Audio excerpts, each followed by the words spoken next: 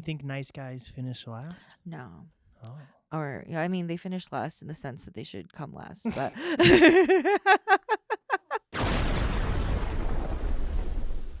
Welcome back to the podcast, everyone. Today I'm doing the first episode of 2025 for me. You know, we're in February now, but, you know, you got to take that. It's okay. January doesn't count. 100%.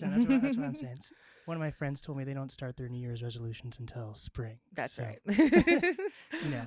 The equinox is when I start. Hey, there we go. There's like the Lunar New Year's coming up on Saturday. Something, I guess it's, you know, the Philippines doesn't observe the Lunar New Year. Oh. I think it's because we don't believe in the moon, like the moon landing. No. Oh. It's not believing in the moon in general would be kind of. Yeah, no, I'm kidding. I think I mean I can't speak on behalf of the entire country, but as the current representative in this room, yes. There we go. There we go. I'm with a comedian and the founder of Fun and Flirty, and also the first recipient of Gates Open Washington's grant. Yay! Woo. Oh yeah. And for people who don't know, I am now a board member for a nonprofit. So.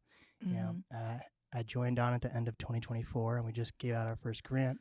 So it's pretty exciting to be with the first recipient. Exactly. An editor, a podcaster, a board member. The multi-hyphenate thing is really, really showing. Oh, my God. Maybe you should pitch me on your show. Oh, yeah. We'll put you up as the multi-hyphenate. Yeah. No, it's the thing. Like, we're booked out for a little bit. So in April, I'm going to have to ask you to stay single until then. Yeah, I don't have the best, like most people, I don't have like the best luck. And oh, yeah. I feel like I've been blaming it a lot on Seattle, but maybe it's not a Seattle thing. It could be a country. It could be a countrywide thing. Yeah. What is it? We were ranked by someone, I don't know who, the #1 city for dating in Seattle. I thought we were the #1 city for suicide. So it's actually totally aligned. Yeah, no, it's the thing. I think it's a big first date city. I would count that. But yeah, or I should say that I take full credit for that ranking as the face of dating. Hey, yeah, do you feel like that? Do you feel like you're the face of dating in Seattle now? Somewhat. From, I think, a lot of the speed dating. Wait, did I say your name yet? Oh, did you? I think you did. With Zahnae Aquino. Zahnae Aquino. That's me. My bad. Zahnae, it's like grenade but spicy. Okay. Or money, but you know, I hope I manifest a bag or two. But what's it called? So yeah, dating events and speed dating people in Seattle. A lot of the time, the people who run the events, fun fact, most are men. Second fun fact, they're not really the face as a host in some regard, but as a comedian, I demand attention. So although I'm in a relationship, I still think I'm a martyr for the singles in this city. Well, how long have you been dating your guy now? Yeah, we're 2 years in March. Oh shit. Yeah, he's also a comedian. Okay. So it's a conflict of interest. Damn. But you've been doing your show now for 3 years. Yeah. So you didn't meet him at a pitch or something? I didn't meet him at a pitch. I actually met him at an open mic that I used to run. He came up there. He did his thing. I thought, oh, he's cute. I don't know if he's funny, but he's cute. Kidding. Hey, if you're watching this, I think you're so funny. Oh, yeah. Nice. Yeah. But yeah, we started the show as a comedy showcase with my best friend and producer, co-producer, Shaylee. And it was a comedy showcase because I just started comedy. I started in October of 2021. And then I was kind of like full speed ahead. The first thing I did as a comedian was take Nate Jackson's comedy class. I didn't even, I never like hit an open mic or anything like that. I was just like, okay, as an academic or as a nerd, I need to take a class before I could actually do it. So I did that. And then I found a lot of success in the beginning. In the beginning, I thought I got pigeonholed as an Asian woman in the comedy scene because there aren't many of us. And then over time, I decided to embrace it more. And like when you're put in a position that you don't really have control of, the best way to do it is leverage it. And so I'm not only an Asian woman, but I'm funny. So there we go. That's good. Hell yeah. Yeah. one of my clients is, I don't know how often she does comedy anymore, but she's a comedian, Ellen Aquario. Oh, I love her. She's one of the podcast clients next the other room that's over. so great. Yeah, I've opened for her a couple of times. Oh shit, okay. She's really amazing. But yeah, she does she has the ability to just drop in and do headlining spots whenever she wants. So Ellen, I love you if you're watching this. Yeah. So from my understanding, you're 25, 26. 26. Okay. I'm a Cool. Leo. I'm 24, so we're kind of around the same age. It was very inspiring for me to go to your show and be like, not realize how young you were, and like you're actually, putting together this whole event, and that's gaining traction. Because sometimes in Seattle, I feel like, damn, I have this podcast studio, I'm a DJ, I have all this free time, and there's not enough people to connect with that have the same, maybe if it's not free time, but drive as me. So it was really inspiring to go to your show, and I was dying the entire time. Thank you. No, I think that's the thing too. As a creative, sometimes there isn't necessarily structure in terms of where you put your ambition. You just put things out there, hope someone resonates with it and keeps on watching. And no, I totally admire what you're doing. As I said before, you're a multi-hyphenate. And I learned that term from Zach Fox. Okay. Yeah, Zach Fox, he of Abbott Elementary and DJ fame. He has this ability to and rap fame.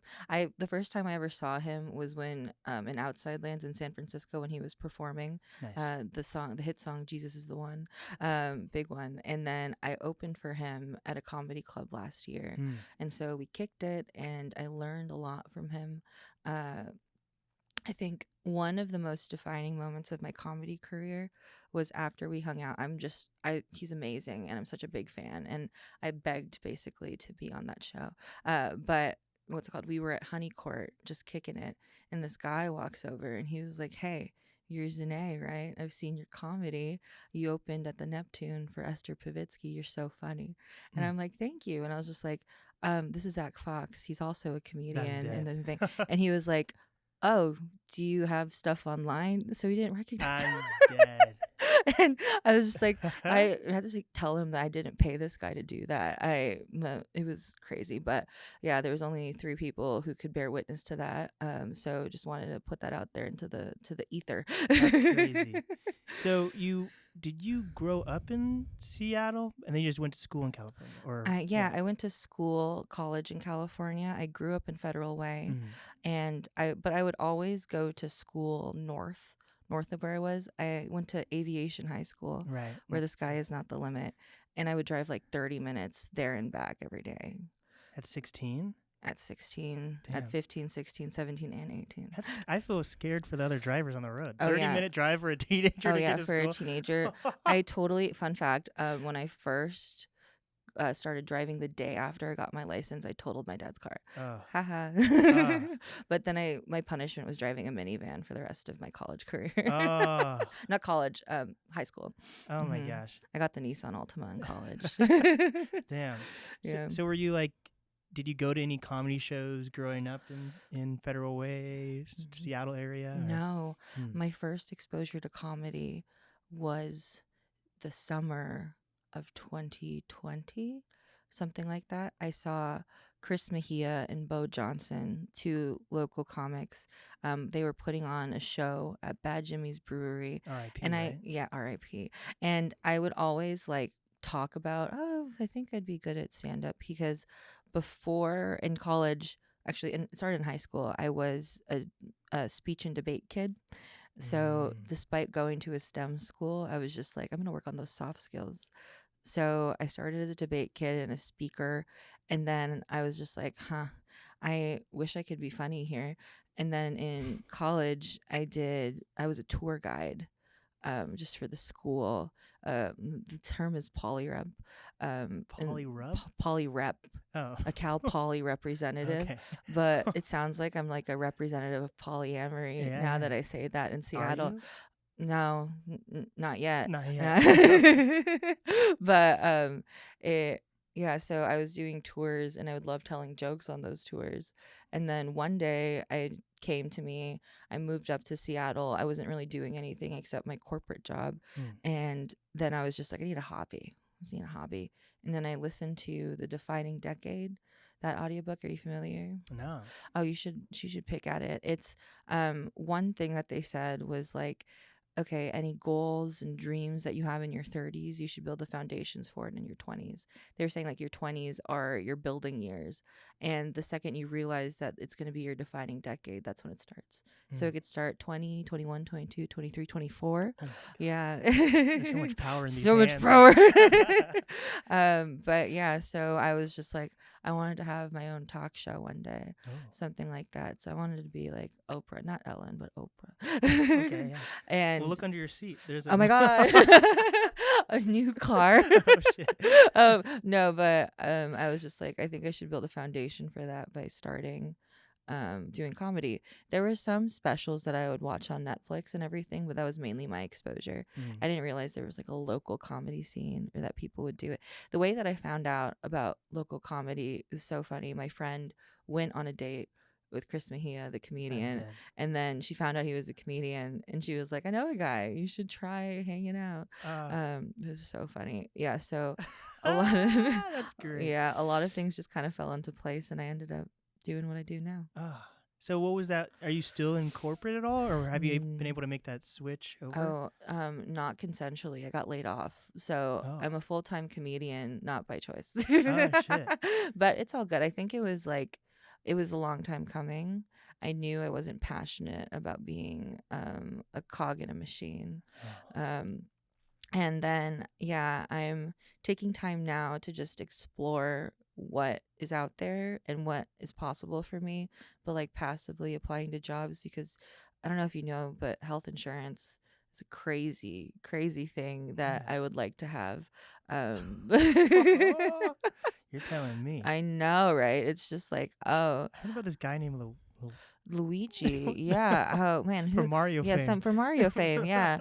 Yeah, Luigi, and then his brother Waluigi. They are taking a huge stance in the healthcare space.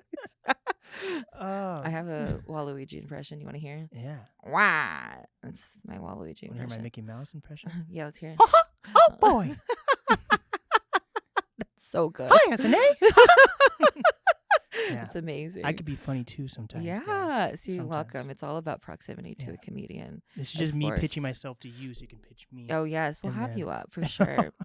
Yeah. So then, when was this layoff though? Is it like? Oh my gosh, November. Oh shit, that's around my birthday.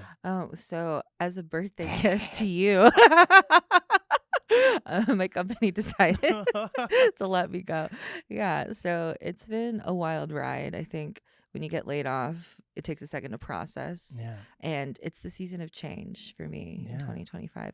I went to the Philippines like a couple weeks after I got laid off, and with my family and my boyfriend and my little cousin. And it was a trip. It was fun. And then I had red hair before. I was a big red-haired girl, and I made an appointment at this Korean hair salon, and I wanted my roots touched up, but they bullied me in being like, we're not going to touch your hair unless you dye it back to your natural color.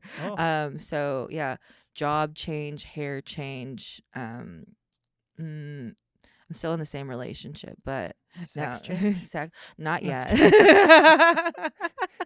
Damn. Yeah.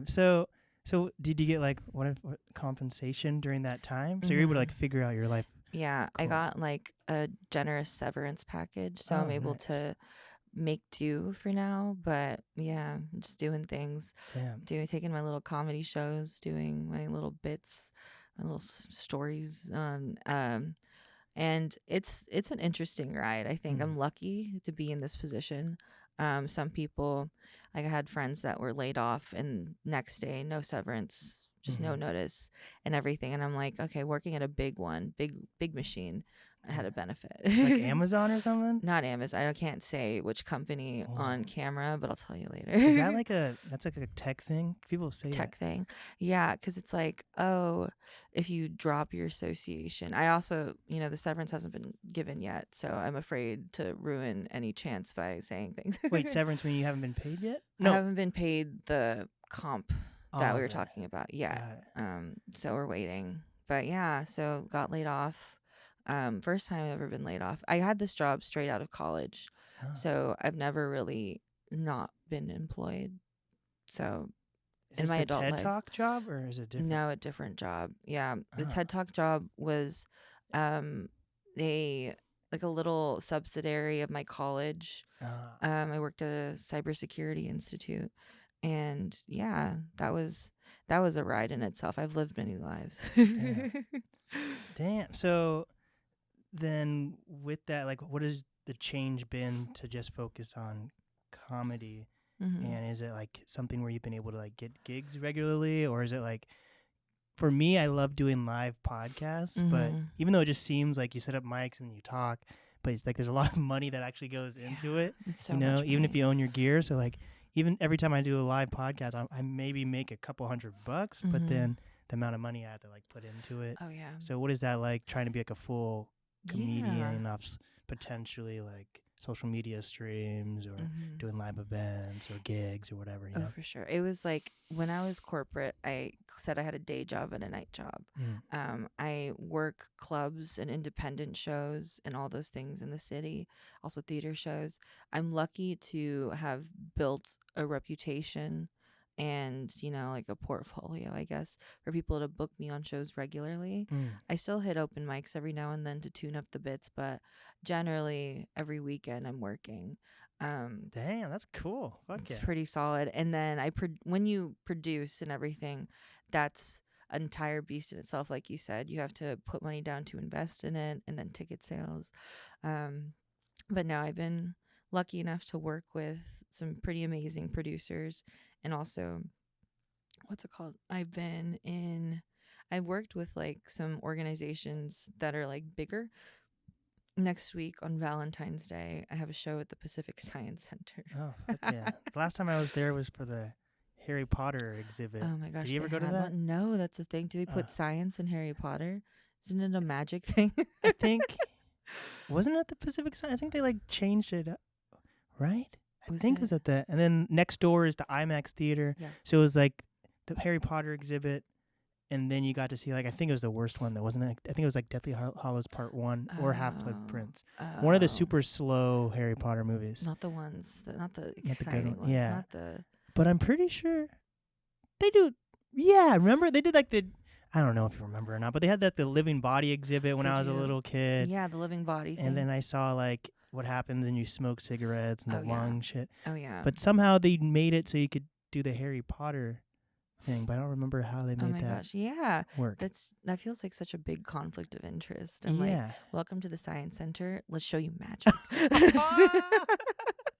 I'm dead. Yeah. So you're able to like, I'm guessing you have like a business license or whatever. I'm guessing like, because you're able to connect all these businesses and stuff. And I like, am an LLC owner. There we go. It's a weird thing to say. Yeah. LLC. First of all, anyone can have an LLC. By the way, you just have to do 2 forms. And second, I think it's interesting. Taxes. Oh God, very confusing. That's an adult thing they never taught me about. Yeah, I'm just scared like for taxes this year. taxes. Yeah, let's not talk about the scary things. But yeah, I'm a business owner. I send out 1099s to people. Oh yeah. It confuses me. I don't know what I'm doing. I have an accountant for that, so I don't need to think too hard. That's pretty fancy stuff. I know. It's I like some of my producers. I produce with 2 people, my boyfriend and my best friend. So I don't know. Is there a conflict of interest? Will we hate each other one day? Yeah, damn. But they have experience with business stuff, so they hold me accountable to making sure we don't get shut down. So what is that? Is there any conflict with like creatives knowing that you worked in corporate at all and being a creative as well? Because I've had other creatives come on that be like, that have talked about like the different stereotypes of like corporate people trying to be creative versus creative people not liking corporate people. You know, I totally get that. I think not really, because in the comedy scene, at least, there's a lot of people who live double lives that have the Hannah Montana lifestyle. Like everyone, the thing about comedy is that it doesn't pay well. I think when I first started, I get paid $25 in a drink ticket for driving 3 hours. And so it's like a lot of people are supported by another job. So working corporate, it was never something I led with. I didn't want people to know that I worked in tech. And because that, you're right, there is a connotation with having something like that, but it would be something that would be revealed later on. It would be like a 10th day, 10th interaction type of thing when it would come 10th up. date. 10th date. Yeah, the 10th date I'd have with everyone. I was gonna try to do date puns this I'll whole do it. time. No, it's again. I'm here for it. Yeah. Was it? I don't know if this. I went on a rabbit hole of cut videos the other day, and I feel like I don't know if this was you or not. Have you been on cut? Oh yeah. Okay, were you on the cut episode with Kid Leroy? I was. I knew it. I did the fucking Leonardo DiCaprio thing. Right for you. I was like, oh. I've been in 4 cut videos. Okay. One was with my dad, and when he went through my phone. Oh. One was with my boyfriend, where we were just answered like 100 questions, or we were part of 100 people who answered questions. The third one was with the Kid Leroy video. Yeah. Did you actually not know who he was? Or? No, they didn't tell us. They were like, hey, this is a special button. There's a mysterious guy. You're only gonna have one guy on the other side. So we all were sitting anxiously in the green room, like, who is it? And they weren't allowed to tell us too. And so every time someone would come back, they wouldn't mention anything. So that was another thing.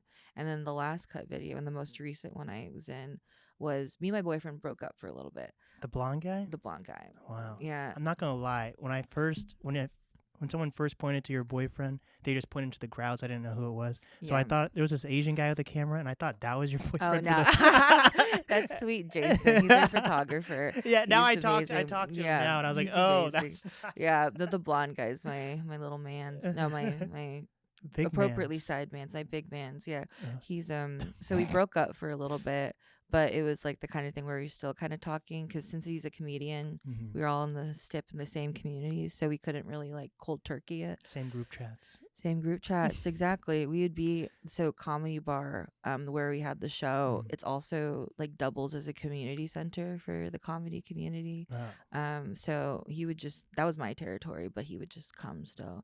And then we ended up getting back together, but in the meanwhile, in between, we did a X's Truth or Drink. Oh. And I got a villain edit. I had so much hate for that.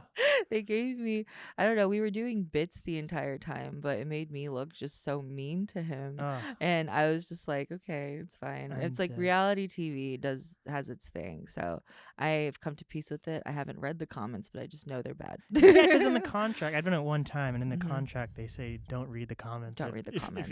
Yeah, don't read the comments. It was just like, oh, there were some videos where I was just like, oh, this is so fun. They're so nice to me. But then that one, terrible. I was wearing a pirate scarf that day. Haven't put it on since. A pirate scarf? Yeah, a little bandana. Oh. Because I messed up my hair that day. So I was wearing a bandana, and I looked like a pirate, and that's how I'm recognized with that video. And I'm like, I'm not gonna ever be in it. I mean, I'm not ever gonna be wearing a bandana around Seattle anymore. Other places for sure. What do you think people get out of cut, and how many times because you've been on it multiple times, so what do you feel like you get out of being on cut? Yeah, I think I think it gives me experience with being a performer and being on camera and that sort of thing, because I want to, in 2025, explore more in the visual media content sort of stuff. And so just getting that experience was good for me. Also, a lot of my friends were on the cut videos, so it was just our fun thing that we would do. My friend Shaylee, she was the one who got told that she wasn't cute when she had split colored hair. And Jesse Warren, he's one of my best friends, and he's just part of the Cut cinematic universe. So we were just kind of there. And then some of the producers or the camera people I'm friends with, so I was just interconnected with it. Nice. And then we would I feel like they did me dirty, so I'm not going back on. Oh yeah, no, we got done dirty.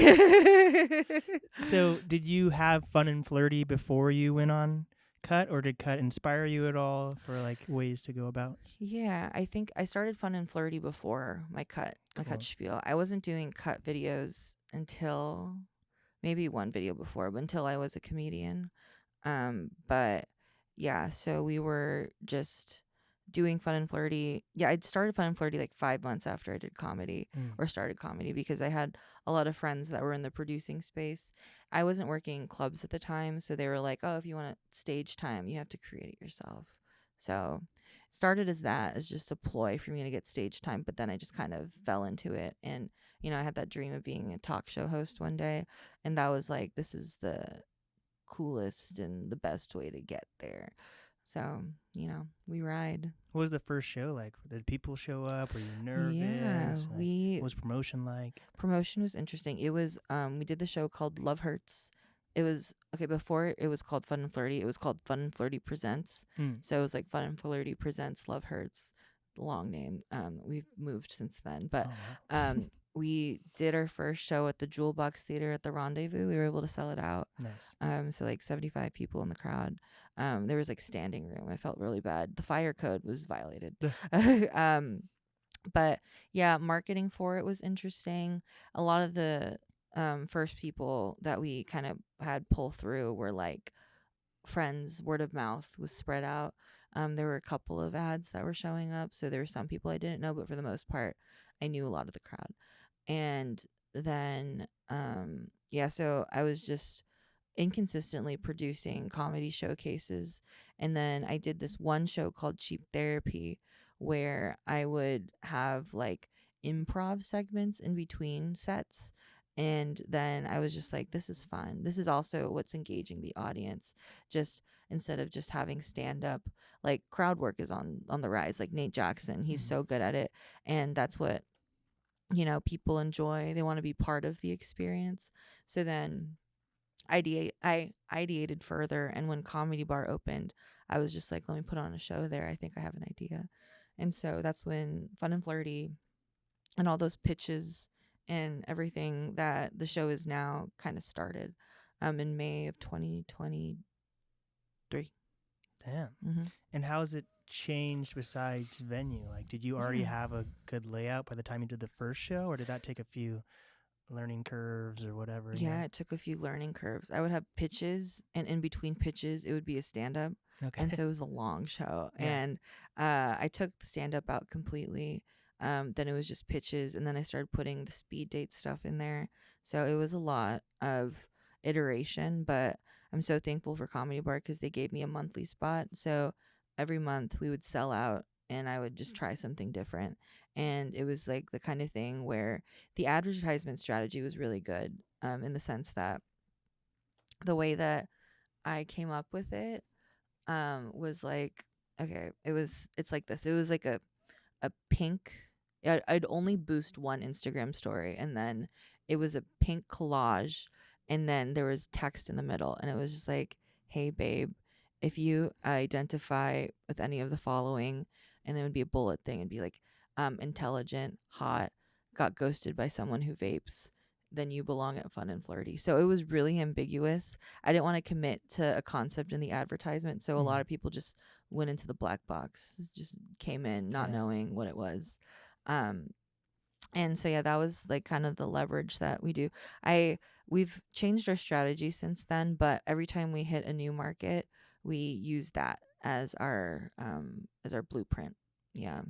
But yeah, so we've been performing Tacoma, Portland, San Francisco, and with the grant, we're planning to expand to other parts of Washington as well as like New York, baby, Chicago. Yeah, so we'll see. That's crazy. And have you like figured out like the demographic for this all yet? Like, is it a lot of young people, would you say? And yeah, 21 to 35 is the demographic, and it's really good when I'm in a neighborhood like Cap Hill. I try to find, when I look for venues in other cities, I try to see where are a lot of bars, what's like kind of close to a school, where's not like an elementary school, but a university. No elementary schools. But that sort of thing. So I always do like research on the city. I look for people that I know that live in the city and ask for their insight. And I'm always very strategic about choosing where we advertise. And it's always like cities where there's like a good what is it? Population, young and professional. Yappies. Do you feel like Seattle is a cool place for young people to hang out at? Because I feel like for me, a lot of things end up closing super early in Seattle. And then like one time I went to like a bar in North Seattle. Maybe this was like maybe like a month ago, and they were supposed to be open until like 2, but then they like wanted to close like an hour early because it was kind of slower. And I came in all happy with my friends, and they were like mad at me for coming in. I'm like, oh my gosh. like what? Yeah, we're big 3 a.m. people, you and I. Yeah, no, it's interesting. That's a fun limitation that's in the city. It forces me to have a better sleep schedule, I'll admit. But I think like with Seattle, it's if you come in at the top, it's hard when you're just like not sure or you don't know anyone. But then like once you find a community, once you find like a group of people that you vibe with, then that's usually when it becomes fun. And like with Fun and Flirty, we bring in people who have like a vague interest, and we have a lot of people that come back. So there's a lot of people in the Fun and Flirty cinematic universe. Nice. Yeah, we're a community that we have built. Last night, one of the people who's been pitched before that I've met, we all went to trivia together. And we won. Oh, nice. Where did you go to trivia? It was Taco Tuesday yesterday? Oh yeah, Taco Tuesday. We so my boyfriend hosts a trivia bingo game show mix called Clusterfuck. And so as a support, he does it like Tuesday, Wednesday, and Thursday. So as a supporter, I go on Tuesdays to the one. It's in Green Lake. What? Bar I and should Grill. go. Yeah, come through. Let's do it. Yeah. And so we go there, and we win things. You could win cash prizes there. So there's a grand prize of like $250. Nice. And for me, I have won like 10 people can win things.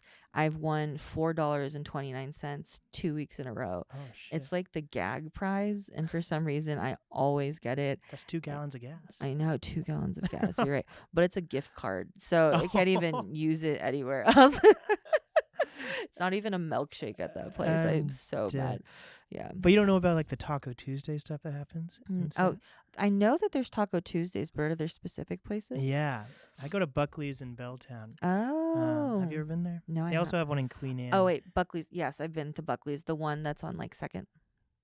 I think so. It's on the corner. Yeah. It's like next to the crocodile. Yeah. I know the spot. So I go every Tuesday because they have 2 for $6 tacos and trivia.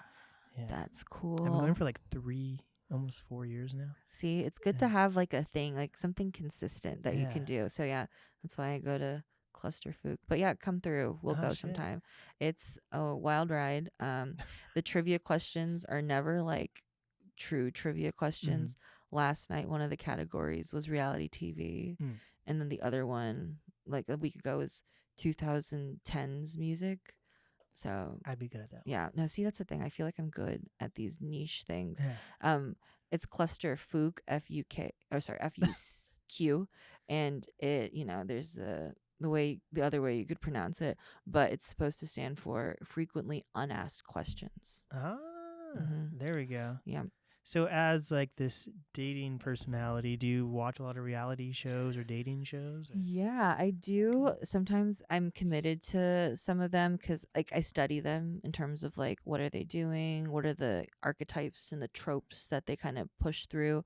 But I've been watching like the most mild one recently. It's called Singles Inferno. Okay. It's like a Korean one. Oh, Ellen and Jane, my podcast people, they've been like talking about it every episode lately. Oh yeah, like Singles Inferno is so mild. They're like, there was one person, there was like, it's just very innocent and pure, and the most scandalous thing happened this season, and 2 people shared a bed.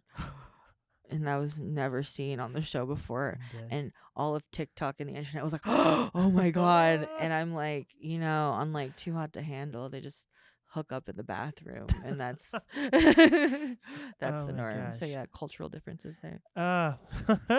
So then what is like the goal with Fun and Flirty? Is it to eventually have, because you do film everything, do you eventually want it to be a TV show, live stream thing? Or live stream, long form, that sort of thing. We film every show, and we edit the clips and stuff like that. I think what I mean, when it comes to comedy stuff, the way that you make money is ticket sales.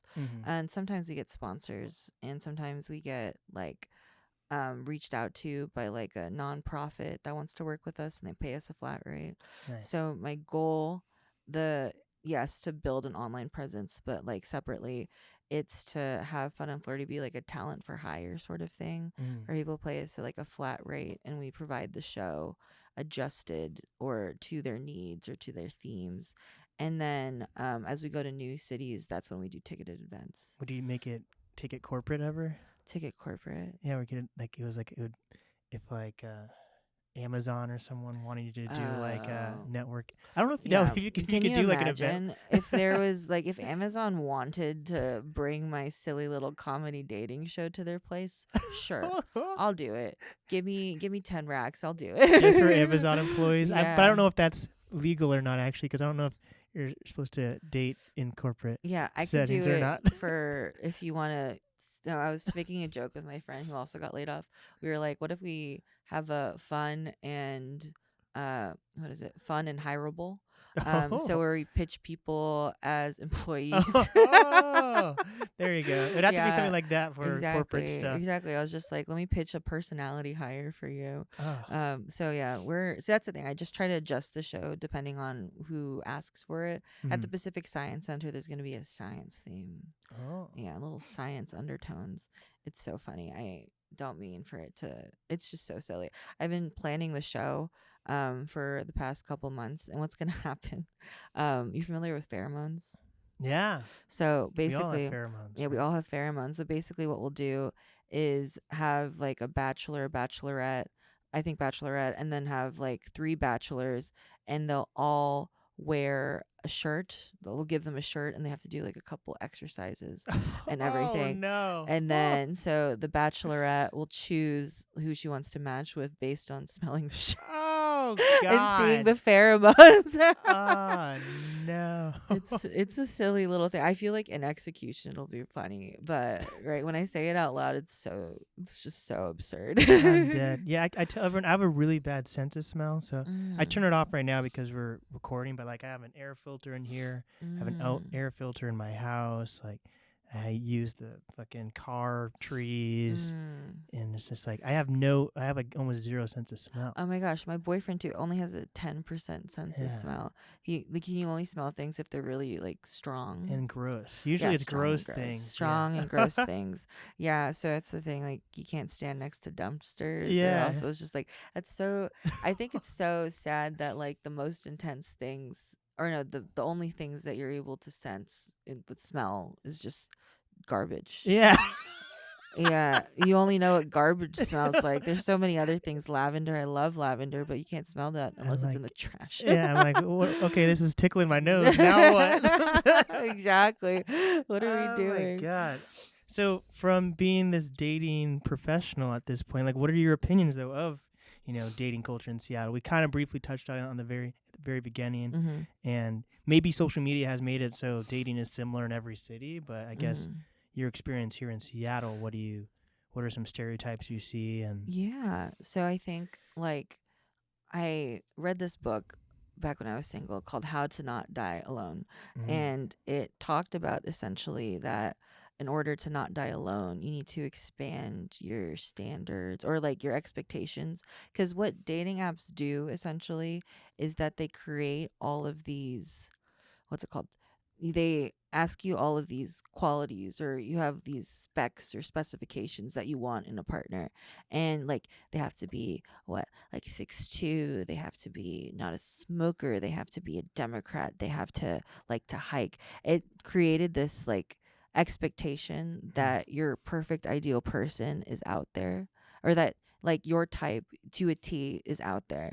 And sometimes people don't compromise on that, and because of that I think sometimes people just don't like they just keep dating thinking they'll find someone that fits them, but they are like immediately drop someone if they don't follow through, or like if there's a difference, any sort of like outlier. But I think so the book essentially talks about like it's a dating coach, and they have a lot of people who come in and say their issues are like, oh, they're not compromising on those things. And a lot of the time, like, the person that's out there for you isn't who you think it's gonna be. Like, rarely is it ever gonna be that. And so, like, with Fun and Flirty, I try to make it like a satire of a dating profile. So basically, comedians go up there and pitch someone with all this information we collect about them, and pitch it to an audience of people who are just like open, like, oh, maybe I am attracted to this kind of thing versus not. Like, my boyfriend wasn't my type at all for but I fell for him because it was just like, okay, no, actually, I was dating with these standards that were unrealistic. And I was like, okay, let me try something different, and then it stuck. So what were some of these standards? Can I know these yeah standards? no I was dating, here he goes, like a little, like, short hair but a little longer at the top, glasses, mustache, and then like above 6 feet. That was what I was doing. No. And they're all toxic. No, they So were hipsters or what? not hipsters, but just like Short on the side, long hair, like yeah, like shorter on the side, longer hair at the top, glasses, and mustaches. That would just be, if you, I can show you later, but like, there was all these guys that I was seeing before, and they all looked the same, but they were just different races. Oh shit. Okay. At least Yeah. you're diverse, right? I was diverse. Yeah, I don't limit. That's the thing. I the only type was just the glasses and the mustache. That's but yeah, like, a lot of the times those guys, that's like a lot of people in Seattle. And so because of that, they're just a little bit, they're kind of like toxic, like little fuck boys, those guys. And I'm just like, no. Because that's a thing that a lot of girls go for. Yeah, it's trendy. It's trendy right now. Before, it was like, The and they're shirt's and a scrawny. hipster. Is there any word I can associate this with? Hey, honestly, I can't even. Do they have like Hipster, the maybe. porn? Do they have like the porn stash? Porn stash. Listen to Claro. All of them listen to Claro. Okay. Yeah. But yeah, that was what I was going for a bit, and I was just like, oh, I can't do this anymore, because all of them were like treating me the same, which was poorly. Damn. So when I, expanded it and went for like this like stocky white boy with the blonde hair, blue eyes, like the Aryan stereotype. Oh, shit. Yeah, I was just like, oh, okay, he's really nice to me. He's very sweet. He's very kind. And he's like giving. He's attractive. He's like funny. All of those things that I realized, like, okay, maybe I don't need to date a porn stash. Yeah, he can't grow a porn stash. His hair is blonde, so whenever it grows out, it's just so uncomfortable. Damn. Yeah. Do you think nice guys finish last? No. Oh. Or I mean, they finish last in the sense that they should come last, but no, but I'm dead. Yeah, they're I don't think nice guys should. I mean, Sorry, that's good. No, thank you. I got bits. What's it called? I think they're very, what's it called? I think there's an appeal now, because I think right now so many women and like people who are attracted to men have been treated so poorly by guys that like, a nice guy, we like that, we do, but they have to be like, there's like a nice guy with boundaries. You can't just have your whole life be dedicated to like pleasing the girl. I mean, at least for me, I'm like, I need you to have your own life. I can't be the number one thing going for you. But yeah, so that's the thing with dating in Seattle. I think a lot of us are trapped into these expectations that we have, and then they're not willing to compromise or have discussions with people who have differences with their type. I think there's a lot of first dates in Seattle. I think the apps have desensitized us for sure. And like, it doesn't let us see the full picture. Like, I can't tell if someone is my type based on 3 prompts that they say on Hinge, like, what do you order for the table? Tequila shots. That tells me nothing about you. He's a good time. He's a good time. He's a good time, and he's just has at least 2 friends. So do you think people want to date in Seattle, and do you think people are like outgoing enough to want to go on dates and stuff, or I do you don't think the Seattle freeze is a Seattle thing? freeze is a thing. I think a lot of the time people expect others to make the first move, and so because of that, we're at a standstill, because it's just like nothing happens. It's like the Spider-Man. Yeah, the Spider-Man. Yeah. Yeah, exactly. So there's just like no one's like there's movement. Not that's why Fun and Flirty is a good concept, because the people who go up on stage demonstrate that they're open to dating and open to meeting people. And that's why I think a lot of the singles events are going well too, because they're like, I know some places they just like get bars, rent them out, and then they're like only people who could come here are single and they're ready to mingle. Blah, blah, blah. Yeah. So I think dating is hard because of the apps, and also because people aren't willing to take the step out. Back in the day when we all lived in like small villages, you know, we would just date the closest person to us. We'd marry the milkman right next door. Burn them if they didn't agree with us. Exactly, exactly. Even the hunter and gatherers, they would always just date in proximity. Yeah. That's the thing. And I'm just like, okay, it's not like that anymore, because, you know, you could just adjust your standards and hope that someone falls in.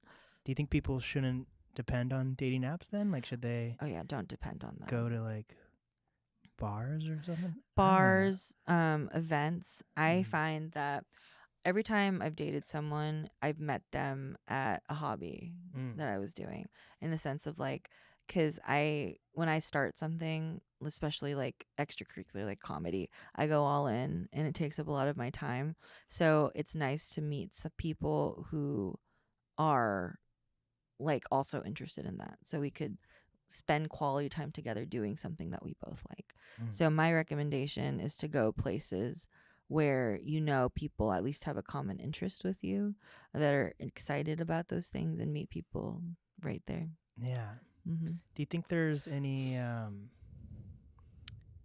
like race fetishizing in Seattle? Oh, for sure. Are you asking that because I'm an Asian girl dating a white guy? and I'm a black guy that ends up dating a lot of white girls. Yeah, I mean, not saying that something. It's interesting because it's like, oh, I don't necessarily think that there's race fetishization, but I think a lot of the times, like, people's interests just coincidentally line up with, you know, I don't know. I don't think race fetishization is that much of a thing. I try to like make jokes with my boyfriend, like, "Oh my God, you have an Asian fetish." Jungle fever.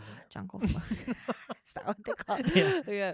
Oh man, there's like, what else is there? Yeah, there's all these different things, and I think like most of the time I don't know, you just gotta find what works and what vibes, and again, it's like the spaces you enter, like, okay, who's here, who's, you know, who do I want to get to know more? And if we fall into just dating a specific race, you know, say la vie. I guess it's just like,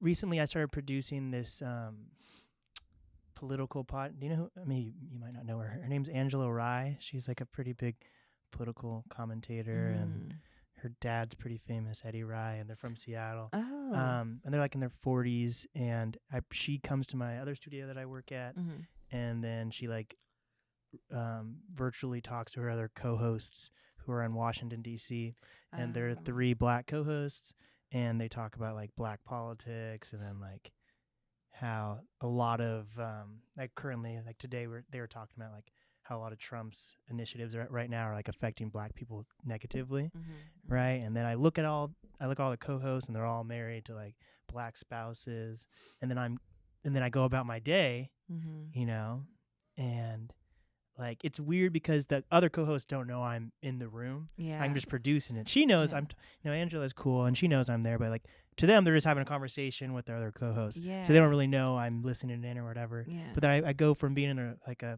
intimate setting with Angela to then, you know, walking through Seattle to get to my studio. Yeah. And I'm like, damn, I feel so like intense right now because I've been listening to all this political stuff. Yeah, yeah. And then I'm like, but then a lot of my friends are white. Yeah. And I'm like, maybe there is a disconnect with my friends from different races and how they treat each other versus how they treat me. Yeah. And maybe I should be trying to connect with more black people. And I have some black friends, and like the other studio that I work at is black owned too, which is really cool. Yeah. But so as much as I want to feel like there's not like a racial divide on things or like stereotypes, sometimes when I'm, especially after being part of this podcast production, I'm like, maybe there is, and maybe there is a disconnect with what I'm looking for, what other people are looking for. Yeah, no, I totally agree. It's like I was in an all Asian sorority in college, and it was the kind of thing where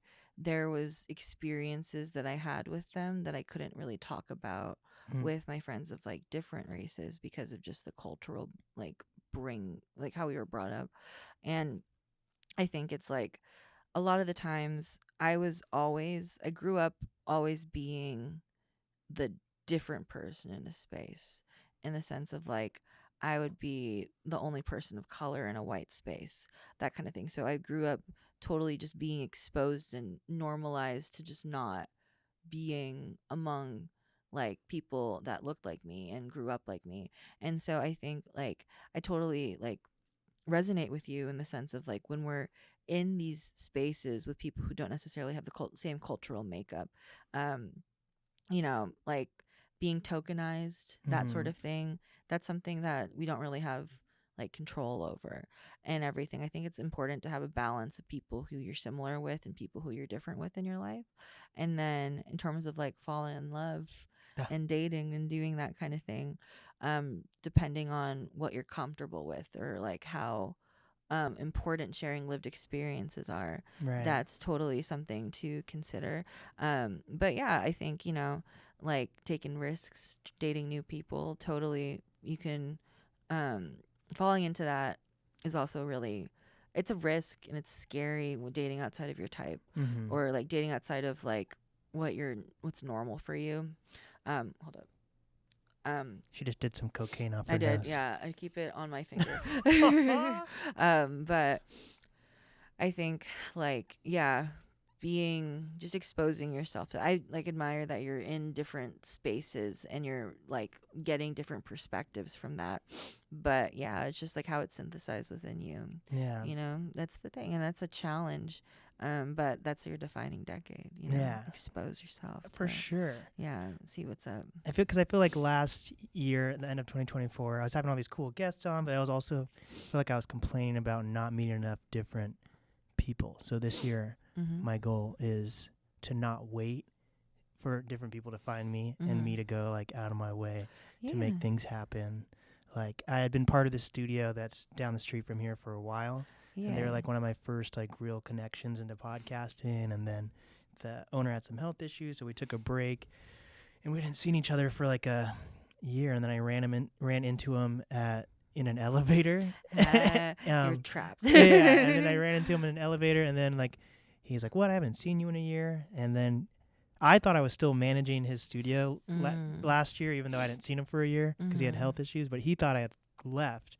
So then we like reconnected, and like, but that could have been a moment where I'm like, because I still had the keys for the studio too, and there was a free gym membership that was part of it. So I was perfect. So he saw me like going down the elevator, leaving the gym. He's like, wait, how is he getting into the gym still, right? Are you still doing it? Yeah. So then, but that was a like defining moment where I'm like, I could have just like handed over the keys and been like, yeah, I'm just going to focus on my own studio now. Yeah. Because when I last saw him, I had just opened my studio, but I still needed other work and stuff.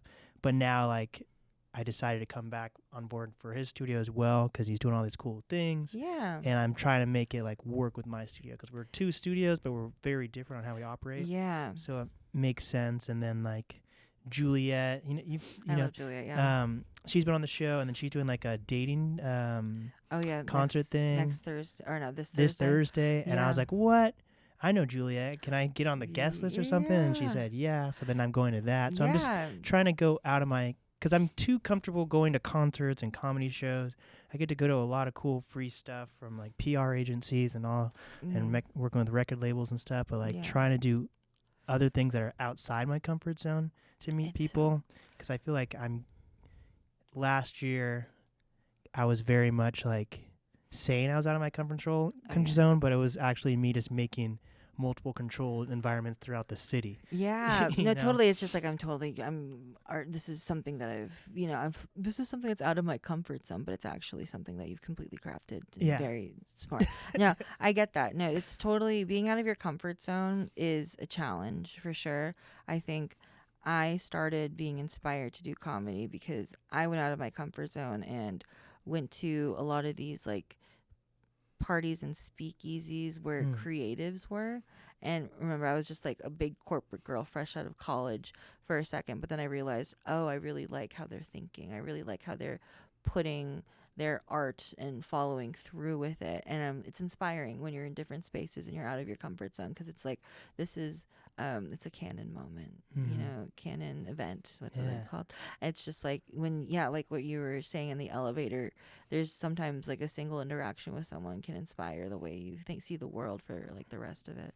And and Juliet's performing at that concert on Thursday. I would have gone, but I have a competition on Thursday. It's a not dating competition. Can you imagine? No, it's a comedy competition. And so I have to be funny under pressure. Oh shit. Yeah, it's not the smoking one, right? No, not the smoking one. Have you done that? Do you look like a stone? Oh, it look like a stoner? I'm I'm not. I just have that vibe. I always give like people tell me that I give the vibe of like I'm always on something. But I'm not. You keep saying these shit that I'm not expecting. Yeah, that's the thing. It's a misdirect. But yeah, I think when I'm high or I'm drunk, I'm the same. So it's a curse. Yeah, but yeah, it just kind of I exist. Okay, dare program. You know, I have it tattooed on my arm. I don't, but that was a bit. When people say weed is the devil's lettuce, that is what it is for me. I literally see the devil and I cry, and I'm just like scared. Exactly. Whenever I smoke or something like that, I'm like, it's time to get anxious. I'm gonna be paranoid. Damn. Yeah. Sometimes when I smoke, I just archive everything on my Instagram because I'm like, I don't want to be perceived. I'm dead. That is great. It's the thing. So I feel like with this like fun and flirty thing, for real, like it was the most like engaging event that I've been to lately, and I was like, it was just super funny. And like, how do you go about choosing these like the people that are going to be pitched, and like do you help them select like the comedians or what? Because I feel like this is like such a big thing that it could turn into like comedians getting their own like action figures, and then like the do or drink thing, like fun and flirty edition in Target. Yeah, and, like, Target. There's so many things. And no, I totally am on board with expanding the brand. But yeah, the people who go up, they're always like comics that I vouch for that I think are really funny. And like they have friends that are like, oh, do you want to get pitched or whatever and put it on the show? And then separately, sometimes I have people just sign up for it. They just sign up on this interest list, which is 200 people long now. That's crazy. And I basically just randomly choose people, or like I see if I like their vibe, and then the vibes and then I reach out to them and I have them fill out a questionnaire, and then I have them fill out I have them send out a form to their friends and family. And so I collect all of this information about them on a spreadsheet, and I just give it to the comedian, and then they make the presentation from that. Yeah. So it's interesting. It's an interesting ride. And I totally love just going to different places. Like in Portland, I use all Portland comics. In San Francisco, I use all San Francisco comics. And it's like people who are vouched for. That's the big thing, because it's hard to trust people around these parts. There's been some people that have been on the show where I've been like, uh-oh. No, I'm not going to say names, but they exist. But because I just like wasn't prodding, or I wasn't selective enough.